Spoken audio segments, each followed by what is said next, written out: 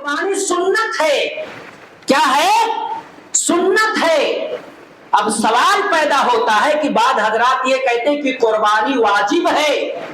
قربانی واجب ہے. آج آپ کے سامنے واضح کروں گا کہ قربانی کا صحیح حکم کیا ہے اور جو لوگ واجب کہتے ہیں ان کی دلیلوں میں کیا کمی اور کیا نقص ہے. پہلی حدیث پیش کی گئی جس سے پتا چلا قربانی کیا ہے؟ سنت ہے.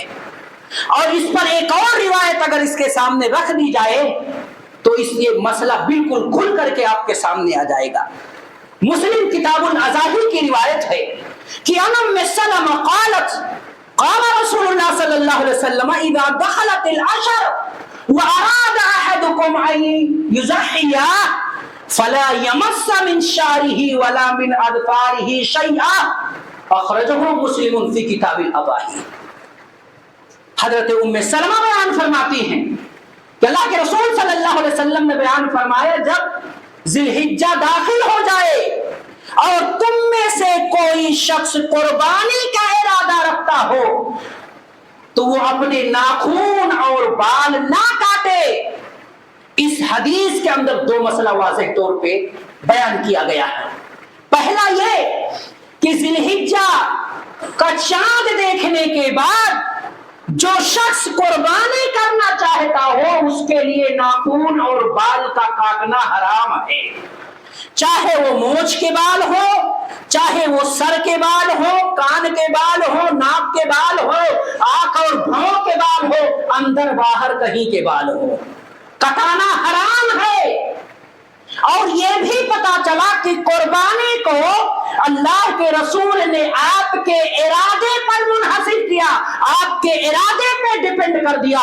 جو چیز ارادے پہ ڈیپینڈ ہوتی ہے وہ چیز واجب نہیں ہوتی ہے, وہ چیز واجب نہیں ہوتی ہے.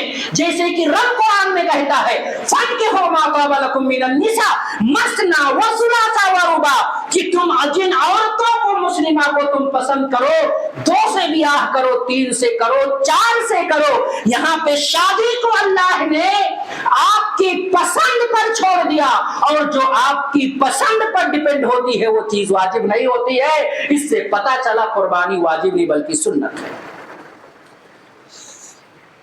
شریعت کو ہم سے اور آپ سے زیادہ سمجھنے والے کون تھے؟ صحابہ کرام تھے. صحابہ کرام کی نگاہ میں قربانی کا کیا حکم ہے آئیے دیکھتے ہیں. بیہقی کی روایت ہے کہ ان ابی مسعود البدری قال انی لأدعو الأضحى السنة والسنتين وَإِنِّي لَمُوسِرٌ مَخَافَةَ أَن يَرَىٰ جِيرَانِي أَنَّهُ حَتَمٌ عَلَيَّ. ابو مسعود بدری صحابی بیان فرماتے ہیں کہ میں 1 سال 2 سال کے لیے قربانی چھوڑ دیتا ہوں حالانکہ میرے پاس پیسہ روپیہ ہے, خرید سکتا ہوں. اس ڈر سے میں 1-2 سال قربانی نہیں کرتا ہوں. مخافۃ ان یری جیرانی انہ حتم علی, اس ڈر سے کہ کہیں میرا پڑوسی یہ نہ سمجھ لے کہ قربانی واجب ہے. اس کے عدم وجوب کو بتلانے کے لیے میں 1-2 سال قربانی نہیں کرتا ہوں. حضرت ابو بکر 1 سال 2 سال کبھی قربانی نہیں کرتے. حضرت عمر کبھی 1 سال کے لیے 2 سال کے لیے قربانی نہیں کرتے. حضرت سعید بن غفلہ, حضرت بلال, سعید بن مسیب, بے شمار صحابہ کرام تابعین اعظام کی رائے ہے اور عمل ملتا ہے کہ وہ قربانی کبھی کرتے تھے کبھی نہیں کرتے تھے. اس سے واضح ہو جاتا ہے کہ قربانی واجب نہیں ہے بلکہ قربانی سنت ہے. اور جو لوگ کہتے ہیں قربانی واجب ہے اور اس کے وجوب کو ثابت کرنے کے لیے ابن ماجہ کتاب الضحایا کی روایت پیش کرتے ہیں, کتاب الاضاحی کی روایت پر پیش کرتے ہیں. آئیے اس روایت کو آپ کے سامنے رکھوں اور اس روایت کے اندر جو خلل ہے وہ بھی آپ کے سامنے بتا دوں تاکہ بات اظہر من الشمس ہو جائے. قال الامام ابن ماجہ حدثنا ابو بکر بن ابی شیبہ انه قال حدثنا زید بن الحباب انه قال حدثنا عبد الله بن عياش عن عبد الرحمن بن الأعرج عن ابي هريرة قال قال رسول الله صلى الله عليه وسلم من كانت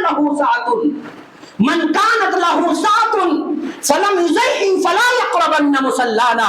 اخرج ابن ماجہ فی کتاب الاضحى. ابن ماجہ کی روایت ہے पूरी सनद आपके सामने पेश की गई है। इमाम इब्न माजा बयान फरमाते हैं, मुझसे हदीस बयान किया अबू बकर इब्न अबी शैबा ने।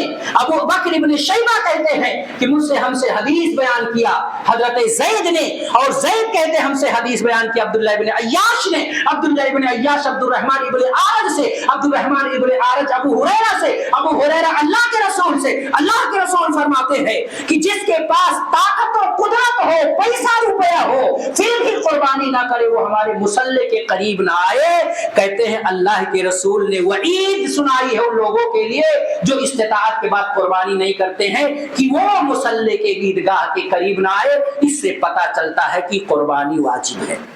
लेकिन इसकी सनद में एक रावी है जिसका नाम अब्दुल्ला इब्न अबी अय्याश है, जिसके बारे में मुहद्दिसीन ने जिक्र किया ये ज़ईफ रावी है। बाज़ लोग ये हवाला देते हैं कि इमाम मुस्लिम ने इस रावी से रिवायत किया है। उन्हें मालूम होना चाहिए इमाम मुस्लिम रहमहुल्लाह ने अपनी सही मुस्लिम के अंदर जो असल हदीसें होती है उसके अंदर इससे रिवायत नहीं किया है। जो शवाहिद और मुताबात में से होती है उससे उस रिवायतों में अब्दुल्लाह इब्न अय्याश से तज़किरा किया है। अपनी असल में अब्दुल्लाह इब्न अय्याश से रिवायत नहीं किया।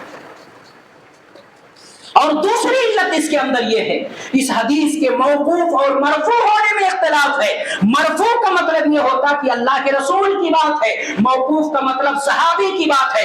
इसमें इख्तिलाफ है कि मौकूफ है या मरफू है। इब्न हजर रहमहुल्लाह बयान फरमाते हैं सही बात यह है कि हदीस क्या है, मौकूफ है। लिहाजा उससे वजूब अखज़ करना ये जायज और दुरुस्त नहीं है। अगर किसी पर वाजिब का हुक्म लगाते हैं तो इसका मतलब आप मजबूत हुक्म लगाते हैं, कतई हुक्म लगाते हैं। और मजबूत हुक्म लगाने के लिए दलील का मजबूत होना जरूरी है। और इस हदीस के अंदर जिससे वाजिब का पता चलता, दो डाउट है। एक हदीस सही है या हदीस ज़ईफ है, ये पहला डाउट है। और हदीस मौकूफ है या मरफू है, ये दूसरा डाउट है। दो डाउट की वजह से, दो एहतिमाल की वजह से हदीस की दलालत कमजोर हो जाती है। और कमजोर हदीस से मजबूत हुक्म लगाना ये किसी दाना का काम नहीं है। मुहतमल रिवायत से, कमजोर रिवायत से मजबूत हुक्म अखज़ नहीं किया जा सकता है।